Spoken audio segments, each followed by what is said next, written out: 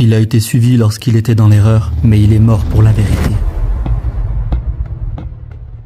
1925, États-Unis. C'est l'histoire de Malcolm Little, un enfant noir né dans une Amérique blanche. Son père, pasteur engagé, est un homme de parole et de courage. Il soutient Marcus Garvey, un militant qui lutte pour la cause des Afro-Américains. Il parle de dignité noire, d'indépendance. Mais un jour, le Ku Klux Klan vient frapper à leur porte.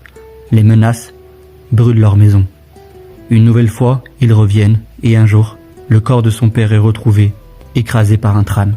Officiellement, un accident, mais tout le monde le sait.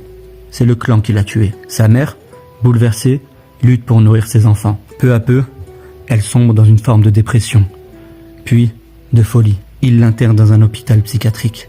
Malcolm est brisé. Pourtant, c'est un élève brillant, vif, cultivé.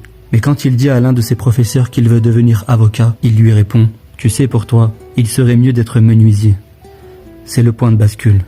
Petit à petit, il quitte l'école.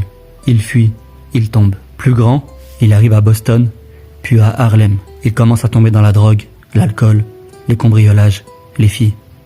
Il voit ce que l'Amérique offre aux jeunes noirs. La survie ou la chute. Après un cambriolage, il finit par être incarcéré. Il prend plusieurs années de prison.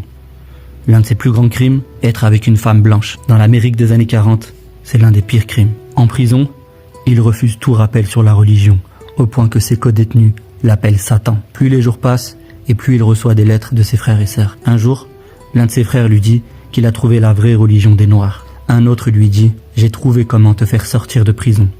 Arrête de fumer et arrête de manger du porc. » Il pense avoir trouvé quelque chose pour pouvoir s'évader, mais son frère a un autre projet pour lui.